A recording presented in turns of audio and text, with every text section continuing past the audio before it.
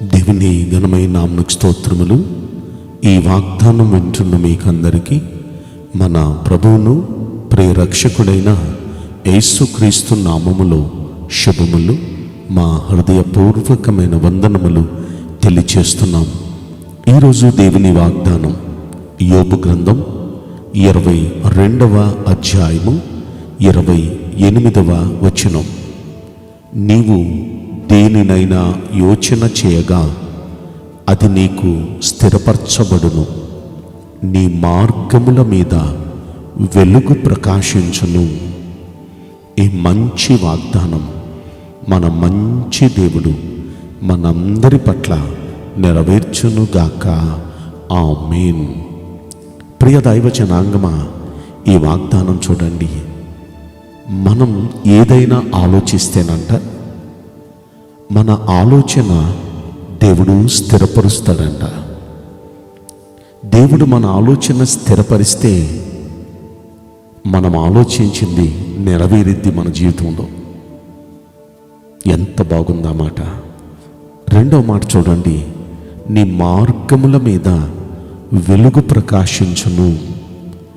దేవుని వెలుగు మన మార్గాల మీద, అంటే మనం వెళ్ళే ప్రయాణాల్లో, మనం వెళ్ళే పనులలో దేవుని వెలుగు మన మీద ప్రకాశిస్తే మన పనులలో మనం సక్సెస్ చూస్తాం, మన ప్రయాణాల్లో కాపుదల చూస్తాం, మన ప్రయత్నాల్లో జయం చూస్తాం. కనుక ఈ రెండు మన జీవితంలో జరగబోతున్నాయి. బైబిల్ గ్రంథంలో మనం పరిశీలిస్తే అక్షరాల భక్తుల జీవితాల్లో ఇవి జరిగినాయి. ఉదాహరణకు యాకోబును చూస్తే, యాకోబు మామింటికి వెళ్ళి ఆ మామింటి దగ్గర చాలా సంవత్సరాలు కొలువు చేశాడు. చాలా సంవత్సరాలు కొలువు చేస్తే మామ చాలాసార్లు తనకి జీతాలు మార్చడం కూడా జరిగింది. ఒక రోజున మామ తన జీతం మార్చాడు. ఏమని మార్చాడంటే, గొర్రెలను మేకలను పెంచుతూ ఉన్న సమయంలో, మామ ఏంటి నాకు మీరు ఇచ్చే జీతం అంటే, ఆయన చెప్పారు, ఈ మందను శ్రద్ధగా కాయి, ఇందులో చార్లగా పుట్టినవన్నీ నీకు జీతము అన్నాడు. అవన్నీ వాటికి కడుపు వచ్చింది. ఇప్పుడు అవి ప్రసవించే సమయం కూడా దగ్గరకు వచ్చింది. ఆ సమయంలో ఇప్పుడు ఈయన కోరుకుంటున్నాడు.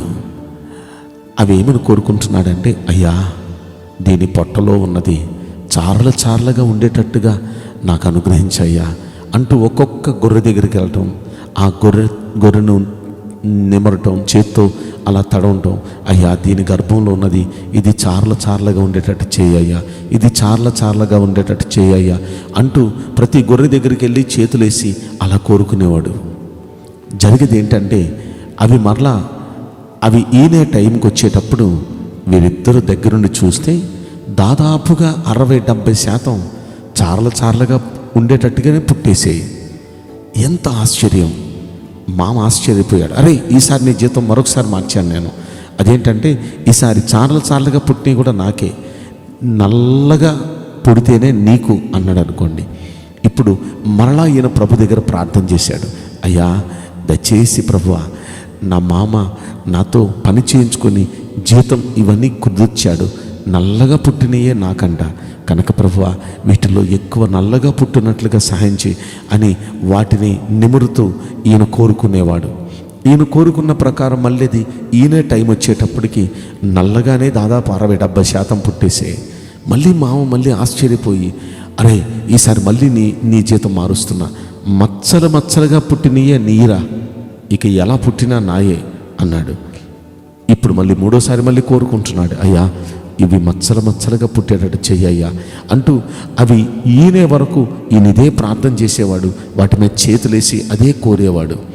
ఈయన ఆశించినట్లుగా అవి ఈనేటప్పుడు మచ్చలుగానే పుట్టేవి. ఆశ్చర్యపోయేవాళ్ళు అందరూ. ఈయన ఇలా 10 సార్లు మామ జీతాలు మార్చాడు. 10 సార్లు కూడా ఈయన ఏది ఆలోచిస్తే అదే జరిగింది. ఈరోజు నీ వాగ్దానం వింటున్న ప్రియ దేవుని బిడ్డలారా, మనం దేవుణ్ణి నమ్ముకున్న వారం, మనం దేవుణ్ణి నమ్మకంగా సేవిస్తున్న వారం. మనుషులు ఒకవేళ మనల్ని మోసం చేయొచ్చు, మనుషులు ఒకవేళ మన కష్టార్జితాన్ని అలా దోచుకోవాలని ప్రయత్నం చేయొచ్చు, కానీ మనం నమ్ముకున్న దేవుడు నమ్మదగిన దేవుడు. మన దేవుడు మనం ఏది ఆశిస్తామో, మనం ఏది మదిలో కోరుకుంటామో, మనం ఆలోచించింది మన జీవితంలో నెరవేరేటట్టు చేస్తాడు మన దేవుడు. మన ఆలోచనే దేవుడు మన పట్ల నెరవేరుస్తాడు. తప్పక మన ఆలోచన, మన ఆశ, మన జీవితంలో మన ప్రభులు వారు నెరవేరుస్తారు. ఇది నమ్మండి. ఇలా బైబిల్ గ్రంథంలో చాలామంది భక్తుల జీవితాల్లో వారు మదిలో ఆలోచించటం, ప్రార్థన చేయటం, వారు ఏది ఆలోచించారో, ఏది ప్రార్థించారో అదే వారి జీవితాల్లో జరిగింది. ఈరోజు ఈ వాగ్దానం వింటున్న మీరు ఏం ఆలోచిస్తున్నారో, ఏం ఆశిస్తున్నారో దేవాది దేవుని పేరట ఆయన దాసునిగా చెప్తున్నాను. మీరు మదిలో ఇప్పుడు ఆలోచిస్తుంది మీ జీవితంలో మంచి దేవుడు నెరవేర్చునుగాక. మీ జీవితంలో మంచి దేవుడు నెరవేర్చునుగాక. ఖచ్చితంగా నెరవేరబోతుంది. విశ్వాసంతో నమ్మండి. దేవుడు మీ ఆశను తీర్చబోతున్నాడు. మీ ఆలోచన ఆయన స్థిరపరిచి నెరవేర్చబోతున్నాడు. రెండవ మాట మనం చదువుకున్నాం. అదేంటంటే, నీ మార్గముల మీద వెలుగు ప్రకాశించును. మనం వెళుతుంటే మన ప్రయాణంలో కానీ, మన పనులలో కానీ, మన ప్రయత్నాల్లో కానీ మనం వెళుతుంటే ఆయన వెలుగు ప్రకాశిస్తుందంట. దేవుని వెలుగు మన మీద ప్రకాశిస్తే మనం ఎక్కడికి వెళ్ళినా సరే అక్కడ మనం జయం పొందుతాం. ఇస్సాకు పరిస్థితి అంతే, యోసేపు పరిస్థితి అంతే. యోసేపు పొలానికి వెళ్తే పొలంలో ఆశీర్వాదం, యోసేపు ఆయన వ్యాపారం దగ్గరికి వెళితే వ్యాపారంలో ఆశీర్వాదం, యోసేపు ఇంటిలో ఉంటే ఇంటిలో ఆశీర్వాదం. అసలు యోసేపు ఎక్కడ ఉంటే అక్కడ దేవుని ఆశీర్వాదం ఆ ఇంటిలో ఉంటుంది. ఆ యజమానే గ్రహించాడు. ఇతడు వచ్చినప్పటి నుండి ఇతడు ఎక్కడికి వెళ్తే అక్కడ నేను ఆశీర్వదించబడుతున్న కారణం ఏంటి అని అనుకుంటే అతడు గ్రహించాడు, యెహోవా అతనికి తోడుగా ఉన్నాడు, అందుకే ఇలా నేను ఆశీర్వదించబడుతున్నాను. ఎందుకు ఆయనకి దేవుడు తోడుగా ఉండి దేవుడు ఆశీర్వదించాడు చెప్పనా? ఎంతో జాగ్రత్తగా తన పవిత్రతను, పరిశుద్ధతను కాపాడుకుంటూ నిష్టగా భక్తి చేస్తున్నవాడు. అలా భక్తి చేస్తున్న కారణాన ఈయన ఎక్కడికి వెళితే అక్కడ ఆయన వెలుగు యోసేపు మీద ప్రకాశించేది. ఆయన వెలుగు యోసేపు మీద ఉంది కాబట్టి వెళ్ళిన చోటెల్లా ఆశీర్వాదం, అడుగు పెట్టిన చోటెల్లా దీవెన, హస్తముంచిన చోటెల్లా ఆశీర్వాదం. ఈరోజు మన దేవుడు మనకిస్తున్న వాగ్దానం చూడండి. అలనాడు యోసేపు వెళ్ళిన చోటెల్లా దేవుడి వెలుగు ఆయన మీద ప్రకాశిస్తూ ఉంది కాబట్టే కదా అంత విజయం. మన మీద కూడా ఈ రోజు నుండి ఆయన వెలుగు ప్రకాశించబోతుంది. మనం ఏ ప్రయత్నం మీద వెళ్ళినా, మనం ఏ పని మీద వెళ్ళినా ఆయన వెలుగు మన మీద ప్రకాశించునుగాక. తద్వారా మనం వెళ్ళే ప్రయత్నాలన్నీ ఈ రోజు నుండి సఫలమగునుగాక. అక్షరాల నమ్మండి.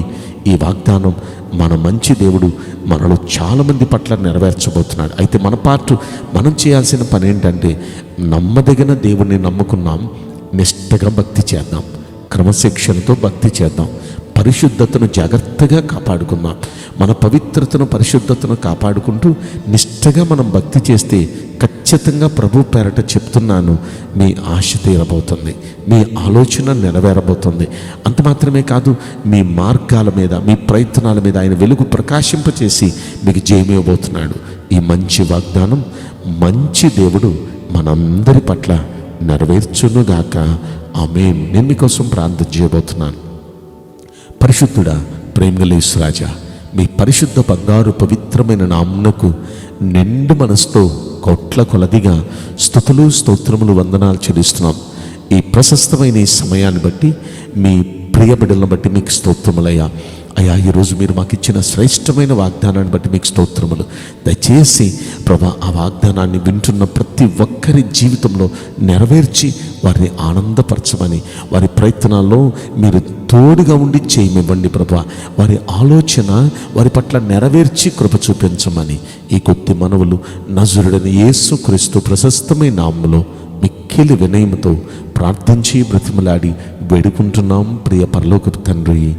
ఆమేన్. May God bless you all. Thank you.